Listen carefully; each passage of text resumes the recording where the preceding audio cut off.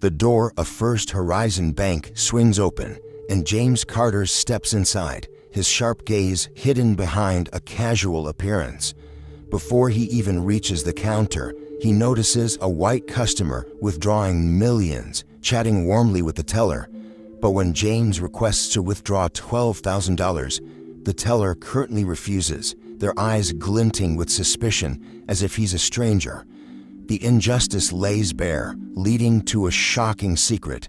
Who is James really? Follow along to find out.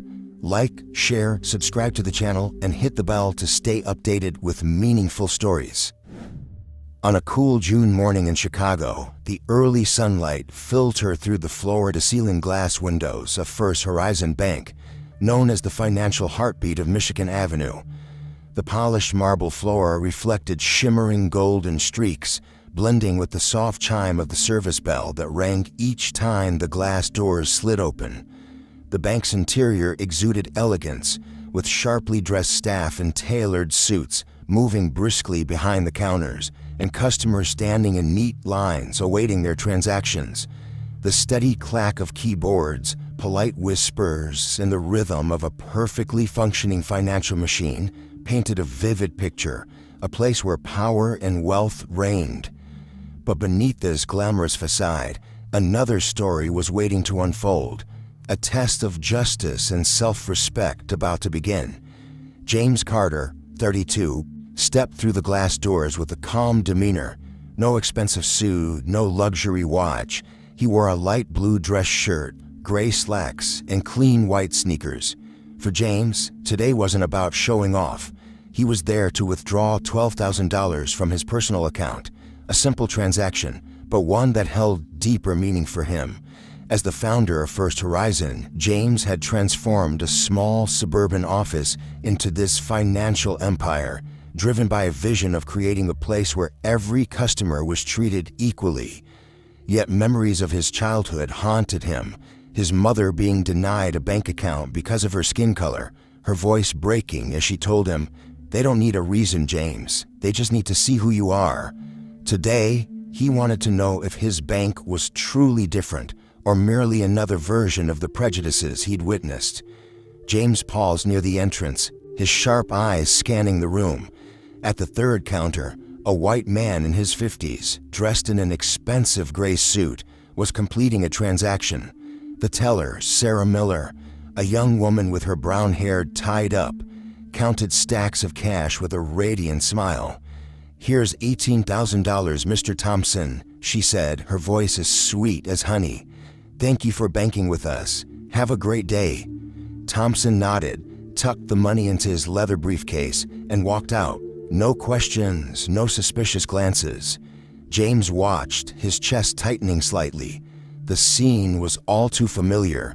The ease, the automatic trust some people received simply because of their appearance. He took a deep breath, suppressing the bitter taste of the past, and approached Sarah's counter. "Morning," James said, offering a gentle smile but keeping his eyes fixed on her. Sarah glanced at him briefly, her expression blank, then slid a form across the counter. "Fill this out," she said flatly, without a greeting or a hint of warmth. James frowned, sensing the chill in her demeanor, but he stayed composed. He pulled a pen from his pocket, quickly filling out the form. Name, account number, $12,000, and handed it back along with his ID. Sarah took the form, but didn't bother looking at the ID. She scanned the amount, then pushed the paper back with a scowl. "We can't process this transaction," she said brusquely, her tone almost defiant.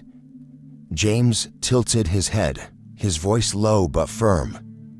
"Why not, Sarah?" Sarah crossed her arms, her gaze darting away as if searching for an excuse. "A large amount like this, we can't process it right away," she replied, her words unconvincing. James gave a faint smile, but it didn't reach his eyes. "That's interesting," he said, his voice soft but pointed. "I just saw Mr. Thompson walk out with $18,000 in cash. You didn't ask him a single question. So, Sarah, what makes my transaction different from his? Sarah's lips tightened, a flicker of unease in her eyes, but she quickly regained her rigid composure. It's a different situation, she said, her voice rising slightly, as if trying to convince herself. We have policies. Policies, James echoed, his tone now tinged with sarcasm. What policies, Sarah? The policy that a black man can't withdraw money from his own account. Sarah froze, her cheeks flushing. She glanced toward the glass office in the corner of the bank where Katherine Pierce, the branch manager, stood. Katherine, about 45, in a fitted black suit, arms crossed, watched them with a cold gaze. James caught her subtle nod, an unspoken but clear signal. Sarah straightened, as if bolstered by it. I can't keep arguing with you. If you want, I'll get the manager. James nodded, his eyes locked on hers. Go ahead, he said, his voice low, like a warning. But before you do, answer me. What makes me less deserving of the same treatment as Mr. Thompson? Say it plainly, Sarah. Sarah opened her mouth, but no words came out. She turned abruptly, striding toward the glass office, leaving James standing there, feeling the curious stares from around the room. A white woman, about 60, stood near the customer service desk, wearing a name tag that read Margaret Hayes. She looked at James, her lips pressed tight, as if she wanted to speak. This isn't the first time, she muttered, barely audible, her eyes wavering with inner conflict. James caught her gaze, and for a moment he recognized her, his high school English teacher who once urged him to believe in his own worth. But now she either didn't recognize him or couldn't bring herself to acknowledge it. The air in the bank grew heavy. Other customers pretended to be busy, but their eyes darted toward James. A nearby teller stopped typing, her hands hovering over the keyboard, as if waiting to see what would happen next. James stood tall, hands in his pockets, his gaze sharp but calm. He knew this game. He'd played it his whole life, from being turned away at stores for not looking like a customer, to the skeptical glances in First Horizon's early board meetings. But today, he wasn't just a customer. He was the man who built this place, and he wouldn't let anyone, not even his own staff, diminish that. Sarah returned, Katherine trailing behind, her high heels clicking sharply on the marble floor. James felt the shift in the atmosphere. A storm was coming, and he was ready to face it. Good morning, Katherine said, her voice smooth but icy. I understand you're having an issue with your transaction. James met her gaze, unflinching. The issue isn't with me, Miss Pierce. The issue is how my bank is treating its customers. So, how are you going to handle this? Katherine smiled, but it didn't reach her eyes. We'll look into it, she said, her tone sugary yet authoritative. But first, I need your cooperation. James's lips curved slightly, his eyes glinting like a blade. He repeated, cooperation, his voice low but challenging. I've provided my paperwork, my account details, and requested a legitimate transaction. I'm cooperating. What about you, Miss Pierce? What are you doing? The tension between them was taut as a wire. Katherine didn't respond immediately, her eyes scanning James as if weighing whether he was worth her time. James stood silently, but inside, a fire burned, the fire of a man who'd been underestimated, sidelined, and now ready to reclaim what was his. The air in First Horizon Bank grew stifling, as if the entire room held its breath, waiting for what would happen next. The sharp click of Katherine Pierce's high heels echoed as she stood in front of the counter, her icy gaze sweeping over James like she was trying to see through him. Sarah Miller, the teller, stood just behind her, hands clenched tightly, her eyes flickering between confidence and unease. James, standing tall with his hands in his pockets, didn't flinch under Katherine's stare.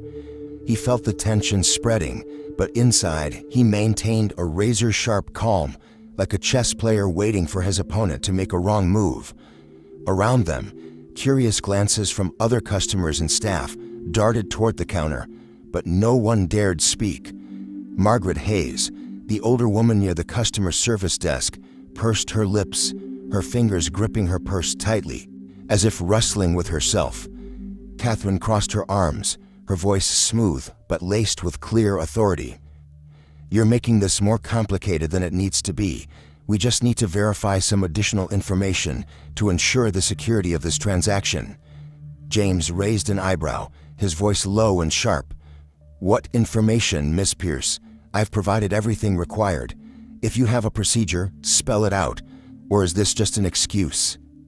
Katherine's lips tightened, her eyes wavering briefly, but she quickly regained her composure. "We need to confirm the source of the funds and the recent transaction history for this account. It's standard." James gave a faint smile, his gaze never leaving her. "Standard? Then why wasn't that standard applied to every customer? I saw you let the previous customer walk out with more money than I'm requesting. No questions asked." Katherine stiffened, but her voice held a forced calm. "Every case is different. I'm not obligated to explain other transactions." "Not obligated," James echoed, his tone now tinged with sarcasm. "But you're obligated to do your job fairly, right? Or is fairness only for some people here?" The air between them thickened. Sarah, standing behind Katherine, took a step back, her eyes betraying growing anxiety. Nearby customers began to murmur, their hushed voices creating a ripple of unease to the bank. A middle-aged man in a blue suit at the next counter stopped filling out his form, stealing glances at James as if trying to gauge where this was headed. Margaret Hayes, the older woman near the service desk, pursed her lips, her fingers gripping her purse tightly as if wrestling with herself. "Don't know what's going on here, but the way you're treating him, it's not right." Katherine spun around, her eyes sharp as knives. "Ma'am, this is an internal matter. Please don't interfere." Margaret lifted her chin, though her hands still shook. "I've been a customer here since this bank opened. I have a right to speak when I see something unfair." James glanced at Margaret, a flicker of gratitude in his eyes, but he quickly turned back to Katherine. "You heard her," he said, his voice low but commanding. "Care to explain clearly, or are you going to keep dodging so everyone can draw their own conclusions?" Katherine's jaw clenched, her eyes flashing with suppressed anger. She turned to Sarah, her voice low but sharp. "Check this account. Pull up the transaction history." Sarah hurriedly typed, her hands trembling so much she mistyped several times. The computer screen lit up, and Sarah froze, her eyes widening. Miss Pierce," she whispered, her voice faltering. "This account, it's on the priority list." Katherine frowned, stepping over to look at the screen. Her expression shifted briefly, but she quickly regained her composure. "That doesn't change the fact that we need verification," she said, her voice less certain now. James crossed his arms, his gaze piercing. "You saw something on that screen, didn't you? But instead of following procedure, you're still trying to deny me. Why, Miss Pierce? Tell the truth." Katherine didn't answer immediately. She turned, signaling a security guard near the door. Michael Harris, a tall, white man, approached with a slow, menacing stride. He stopped beside James, his hand resting lightly near his hip, his eyes cold. "Sir, I need you to leave," Michael said, his voice flat but commanding. "Leave? Just because I'm asking to be treated fairly? Are you sure this is what you want to do, Michael?"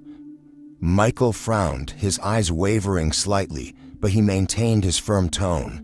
"I'm just following orders." "Orders?" James asked, his voice now laced with sharp sarcasm. "Whose orders? The ones trying to make me feel like I don't belong here, or the orders of the bias in your own head?" Michael stiffened, but before he could respond, Katherine cut in, her voice icy. "That's enough. If you don't leave, we'll have to take stronger measures." James gave a low laugh, but it carried a dangerous edge. He pulled his phone from his pocket, activated the recording mode, and spoke clearly, loud enough for the room to hear. "You just threatened me, Miss Pierce. You're denying my legitimate transaction, even after seeing my account details. You called security to force me out. It's all being recorded." Katherine's eyes widened, but she quickly regained her composure. "You're blowing this out of proportion. We're just protecting the bank's interests." "The bank's interests," James repeated, his voice now cutting like a blade. "Or the interests of the bias you're trying to hide." The air in the bank felt frozen. Sarah stood behind the counter, her face pale, her hands still on the keyboard as if unsure what to do. Margaret Hayes stepped closer, her voice firmer than ever. "I won't stand by and watch this. He's only asking for what he's entitled to. Who do you think you are, treating a customer like this?" Katherine turned to Margaret, her voice nearly a snarl. "Miss Hayes, I'm asking you to stop interfering or I'll have you escorted out." Margaret didn't back down. "Escort me out? I've seen enough of this kind of thing in my life. I won't stay silent anymore." James looked at Margaret, a spark of warmth in his eyes, but he quickly turned back to Katherine. "You heard her," he said, his voice low but authoritative. "You have 1 minute to process my transaction, or I'll make sure everyone here knows what's going on." Katherine's jaw trembled, but she didn't respond. Instead, she signaled Michael. "Get him out," she said, her voice low but resolute. Michael stepped forward, gripping James's shoulder, but James yanked free, his eyes blazing. "Don't touch me," he said, his voice low but menacing. "You're making a big mistake, Michael." Michael hesitated, his eyes flickering between James and Katherine, but before he could act, another voice rang out from the entrance. "What's going on here?" David Brooks, a black security guard, stepped inside, his gaze sweeping over Michael, Katherine, and landing on James. David frowned, his voice low but skeptical. "Katherine, what are you doing?" Katherine spun around, her eyes sharp. "David, this isn't your concern. Return to your post." David didn't move. He looked at James, a hint of recognition in his eyes. "I've worked here long enough to know when something's off. He's a customer. You don't have the right to kick him out just because." "What, Katherine? Say it." Katherine's face flushed, but she didn't answer. James looked at David, a flicker of respect in his eyes. "Thank you," he said quietly, then turned back to Katherine. "Your time's almost up, Miss Pierce. Make a choice." Katherine's lips tightened, her eyes flashing with anger, but she signaled Michael again. "Do your job," she said, her voice nearly a growl. Michael stepped forward, gripping James's shoulder tightly and shoving him. James stumbled back, his shoulder hitting the glass door with a sharp thud. A gasp rose from somewhere among the customers. Margaret Hayes shouted, her voice trembling, "Stop it, you can't do this." But Michael didn't stop. He pushed again, dragging James outside, his ID card falling to the sidewalk with a dry clatter. The cold air stung James's face, but he stood tall, his eyes burning, still clutching his phone. David Brooks followed, his expression filled with outrage. "This is wrong," David said quietly, his voice heavy. "They never change, do they?" James looked at David, his gaze softening slightly. "Not yet," he said, his voice low but resolute. "But today, they're going to learn a lesson." He pulled out his phone and dialed a number. It rang twice before a voice answered. "I need you here now," James said, his voice sharp as steel. 5 minutes. The air outside First Horizon Bank was frigid, but the fire in James' chest burned fiercely. He stood on the sidewalk, his sharp gaze piercing through the glass doors where Katherine Pierce and Sarah Miller whispered to each other, as if nothing had happened. Michael Harris, the guard who had just shoved him out, stood watch at the entrance, his eyes cold but avoiding James. David Brooks, the other guard, stood beside James, his expression a mix of anger and helplessness. "I'm sorry," David said quietly, his voice low but sincere. "I've seen this happen too many times, but I never spoke up. This time, I couldn't just stand by." James gave a slight nod, his eyes fixed on the glass doors. "You don't need to apologize," he said, his voice steady and resolute. "The ones who need to apologize are in there, and they will, soon enough." David looked at him, a hint of surprise in his eyes. You know where this is going, don't you?" he asked, his voice hushed as if someone might overhear. James's lips curved into a cold, confident smile. "I know exactly where it's going. The question is, do they realize how badly they've messed up?" Margaret Hayes, the older woman who had spoken up inside the bank, pushed through the doors, her eyes filled with concern but resolute. "I couldn't stand there," she said, her voice trembling yet strong. "The way they treated you, I used to teach my students that fairness matters most. I can't stay silent when I see the opposite." James looked at her, his expression softening, though his voice remained sharp. "You did the right thing, Miss Hayes, but this isn't over. Want to see it through?" Margaret nodded, her grip tightening on her purse. "I want to see justice done," she said firmly. "I want them to understand that no one gets to treat people like that." David glanced from James to Margaret, a trace of confusion in his eyes. "What are you going to do?" he asked, his voice low but curious. "Call the police." James shook his head, his eyes glinting like a strategist about to play his final move. "No police needed," he said, his voice low but commanding. "I've got something better." He pulled out his phone, checking the time. 5 minutes had passed since his call. The air on the sidewalk seemed to hold its breath, as if the world itself knew something was coming. Inside the bank, Katherine was instructing Sarah to get back to work, her voice carrying through the glass doors, cold and confident. "Forget what just happened," she told Sarah. "We followed procedure. No one can fault us." Sarah nodded, but her eyes were uneasy, her hands trembling as she typed.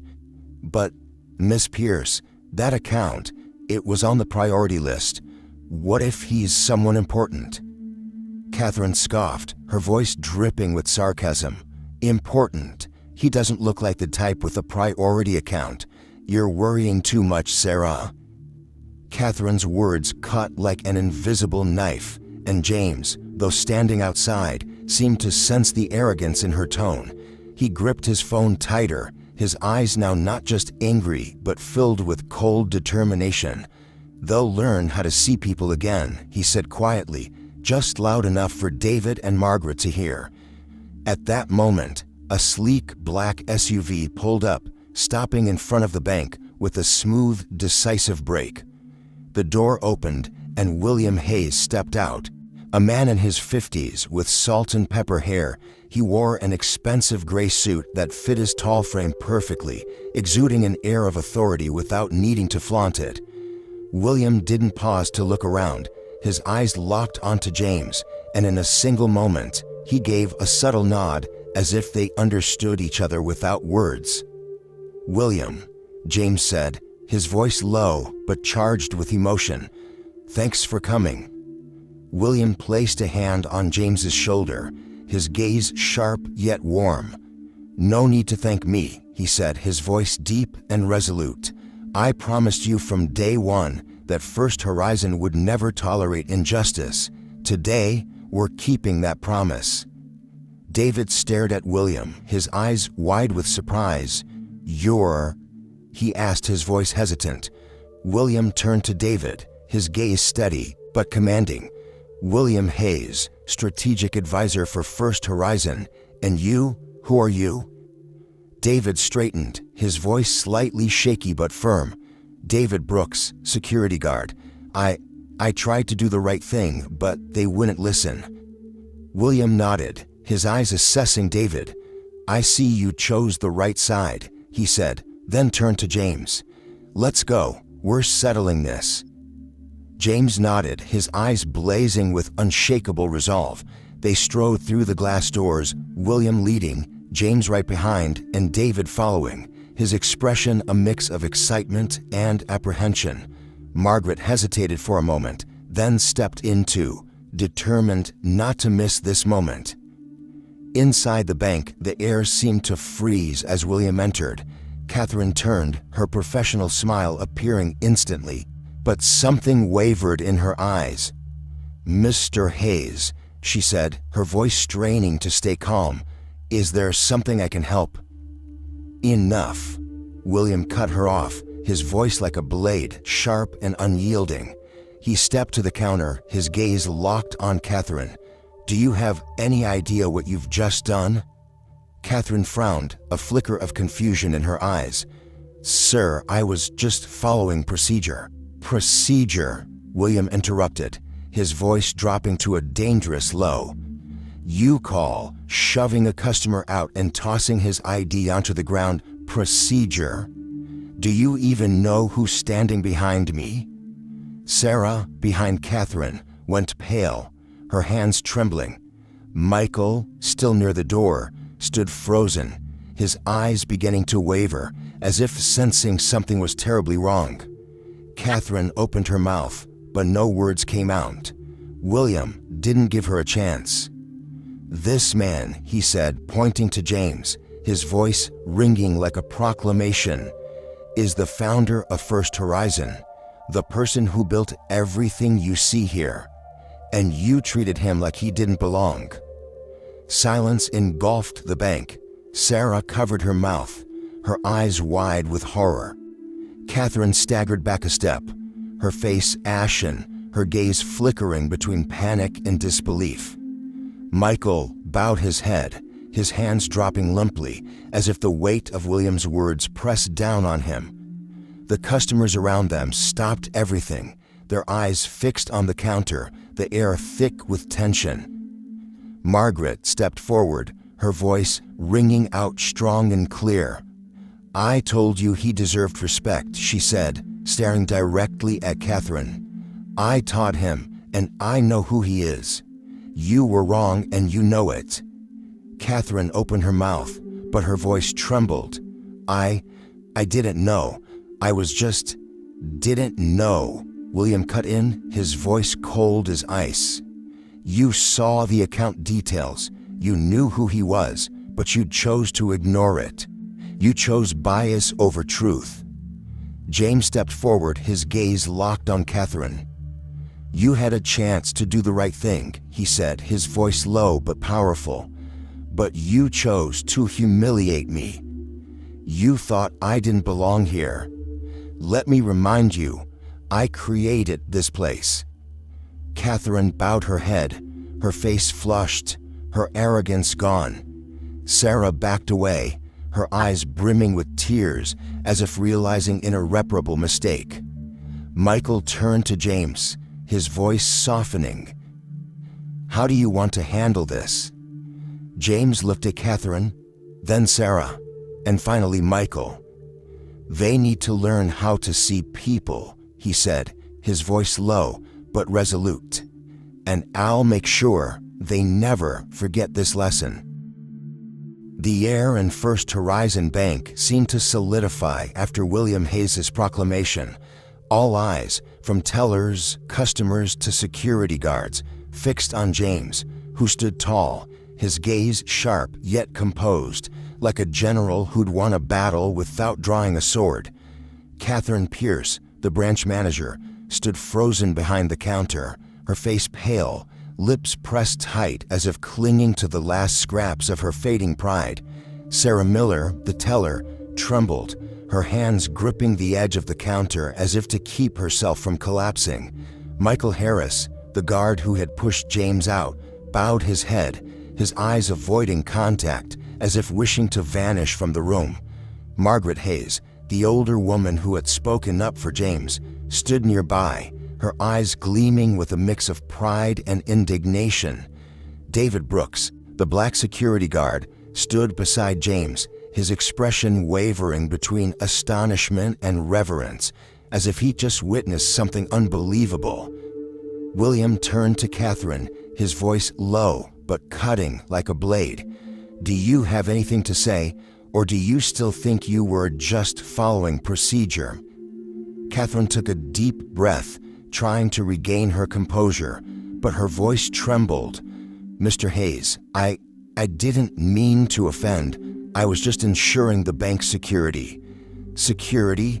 William interrupted, his voice icy. "You shoved a customer out, ignored his legitimate documents, and called that security.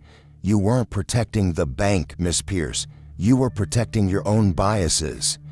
Katherine opened her mouth, but no words came. She glanced to Sarah as if seeking rescue, but Sarah only bowed her head, her eyes brimming with tears. I was just following Miss Pierce's orders," Sarah whispered, her voice faltering, as if realizing she'd gone too far. James stepped forward, his gaze locked on Katherine. "Orders?" he asked, his voice low but powerful. "So who ordered you to deny me from the start? Who decided I wasn't worthy of being treated like a regular customer?" Katherine stepped back, her eyes wavering, but she clung to a shred of confidence. I didn't deny you," she said weakly. "I was just requesting additional verification. That's my job." James gave a bitter smile, devoid of warmth. "Your job is to serve customers, not pick and choose based on their appearance. You had a chance to do the right thing, but you chose wrong, and now you'll face the consequences." William nodded, his gaze sweeping over Katherine before settling on Michael. "And you?" he said, his voice low but commanding. "You thought you had the right to push a customer out just because of a signal. Did you ever stop to question what you were doing?" Michael lifted his head, his eyes filled with unease. I was just following orders," he said, his voice fading. "I didn't know who he was." "Didn't know?" James cut in, his voice sharp as a blade. "You didn't need to know who I was to do your job right, but you chose to follow a wrong order. You chose to stand on the side of injustice." Michael bowed his head again, unable to meet James's eyes. The air in the bank grew heavier, as if everyone felt the weight of the words just spoken. A nearby customer, a young woman in business attire, suddenly spoke up, her voice trembling but clear. "I saw everything," she said, her eyes on Katherine. "I come here every week, and I've never seen anyone treated like that. This isn't right."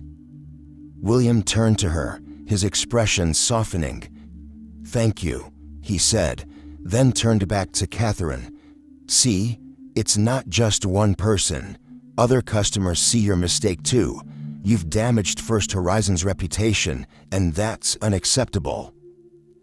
Katherine shook her head, her voice almost pleading. "Mr. Hayes, I didn't mean it. I was just..." "Enough," William cut her off, his voice like a final blow. "You're suspended, effective immediately, and I'll ensure a thorough investigation is conducted. If I find out any other customer was treated like this, you won't just lose your job." Katherine stood frozen, her face crumbling. Sarah broke into sobs, her hands covering her face, as if unable to bear the weight of the situation. James looked at them, his anger replaced by a cold calm. He turned to William. "Make sure this doesn't happen again," he said, his voice low but resolute. "Not for me, but for anyone who walks in here." William nodded, his eyes filled with respect. "I promise," he said, then turned to David. "And you did the right thing by standing up. Starting today, you're head of security. We need people like you." David blinked, his eyes wide with shock. "Sir, thank you," he said, his voice trembling but filled with emotion. "I just wanted to do what's right." James looked at David, a faint smile crossing his lips. "You did," he said, his voice warm but firm, "and I know you'll keep doing it." William turned to Sarah, his voice softer but still stern. "You process this transaction now. no delays. Sarah nodded frantically, her trembling hands counting out the cash.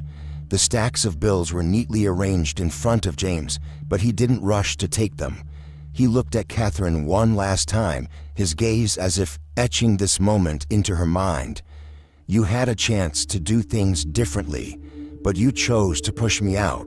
Next time, remember that everyone deserves respect, not because of who they are, but because they're human." Katherine bowed her head, unable to meet his eyes.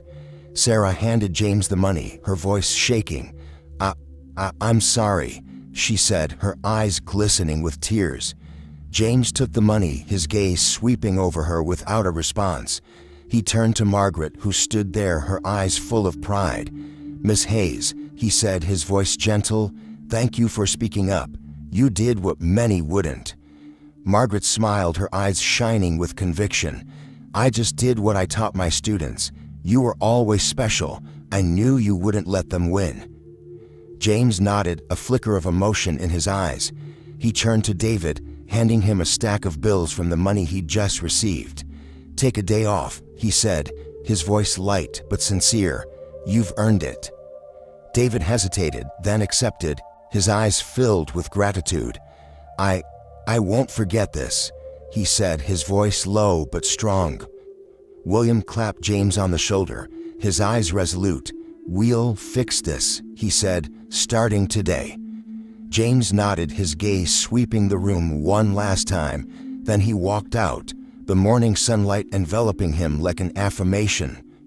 The glass doors closed behind him, but the lesson he left behind echoed, a reminder that justice isn't just a promise, it's an action. The morning sunlight streamed through the glass panels of First Horizon Bank, casting shimmering streaks across the marble floor, but the air inside remained heavy, as if the room had just weathered a storm. James stood before the counter, holding the stack of cash Sarah Miller had handed him, his gaze sweeping across the room where people were still processing what had just unfolded. Katherine Pierce, the branch manager, stood motionless, her face a mix of shame and helplessness, her eyes avoiding everyone. Sarah, the teller, bowed her head, her trembling hands clinging to the counter's edge as if to steady herself. Michael Harris, the guard who had pushed James out, retreated toward the door, his gaze lost as if realizing he'd forfeited something greater than his job. David Brooks, now promoted to head of security, stood beside James, his eyes gleaming with the mix of awe and newfound conviction. Margaret Hayes, the older woman who had spoken up, stood near the customer service desk, a gentle but resolute smile on her lips, as if she'd rediscovered her faith in justice. William Hayes, the strategic advisor, gave James's shoulder a light pat, his voice low but resolute. "We're not done yet," he said, his gaze sweeping over Katherine and Sarah.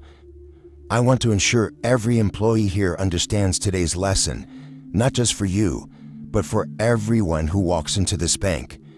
James nodded, his eyes sharp but calm. "I want them to understand that power isn't about who you are, but how you treat others," he said, his voice low but resonant, making the room fall silent. Katherine took a deep breath, trying to muster some confidence, but her voice wavered. "Mr. Hayes, I understand my mistake. I'm willing to undergo retraining if necessary." William turned to her, his eyes cold. "Retraining?" he asked, his voice laced with sarcasm. "You think a training session can fix how you judge people?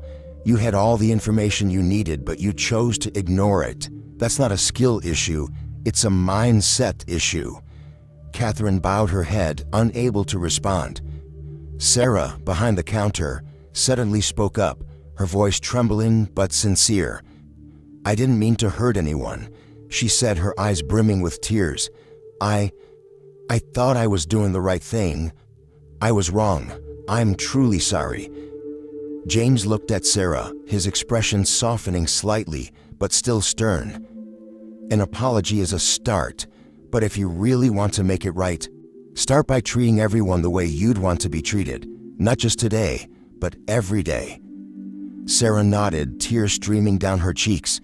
"I promise," she whispered, her voice choked. "I'll do better." James didn't respond, his gaze shifting to Michael.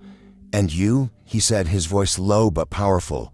"You chose to act without questioning. You thought you were just following orders. But every choice has consequences. What are you going to do to fix this?" Michael lifted his head, his eyes filled with regret. I don't know what to say," he said, his voice faltering. "I was wrong. I didn't think it would go this far." James tilted his head, his gaze piercing Michael's core.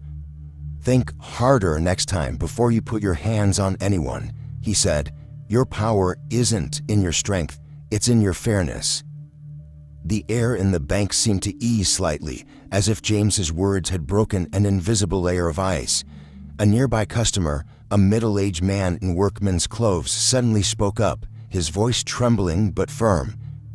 "I was here from the start," he said, his eyes on Katherine. "I'm not rich, but I know what's right and what's wrong. What he just said, everyone needs to hear it." Margaret stepped forward, placing a hand on the man's shoulder, her eyes shining with empathy. "Exactly," she said, her voice strong. "I taught for a lifetime, and I always told my students, if you see injustice, you have to speak up. Today, I'm proud to see that happen." William nodded, his gaze sweeping over the crowd before settling on David. "You," he said, his voice gentle but authoritative. "You chose to stand up, even when it wasn't easy. That's the mark of a leader. How will you handle your new role?" David straightened, his eyes bright with newfound conviction. "I'll do my best," he said, his voice steady. "I want to make sure no one is treated like this again. Not here, not under my watch." James gave a faint smile, the first hint of warmth that morning. "I believe you," he said, then handed David a stack of bills from the cash he'd just received. "Keep it," he said, his voice low. "Use it to do something good for yourself." David hesitated, then took the money, his eyes filled with gratitude. I don't know what to say," he said, his voice thick with emotion. "Thank you." James turned to William. "Anything else you want to add?" he asked, his voice low. James shook his head, his gaze sweeping over Katherine, Sarah, and Michael. "They've learned their lesson, but I want this bank to be a place where everyone, no matter who they are, is respected. Make that happen, William." William nodded, his eyes resolute. "I will," he said, then turned to Katherine. "You're out of here today, and every employee will undergo ethics retraining." Katherine bowed her head, silent. James turned, his gaze sweeping the room one last time. "Justice isn't a gift, it's something we have to fight for." He walked out, the sunlight enveloping him, and the glass doors closed behind him, leaving behind a lesson that would never be forgotten. The story at First Horizon Bank serves as a powerful reminder of the strength of justice and self-respect. James Carter, despite facing discrimination solely because of his skin color, proved that a person's worth lies not in their appearance, but in their actions and resolve. The subtle injustice from Katherine and Sarah reflects the silent biases that still linger in society, but the courage of Margaret and David shows that every individual can spark change. The lesson is clear: treat everyone fairly, because anyone could be a game changer. This story ignites faith in justice, inspires us to speak out against unfairness, and honors the value of every individual. Let's spread this message to build a better world where everyone is respected. Like, share, and subscribe to the channel for more meaningful stories. Don't forget to hit the notification bell to stay updated.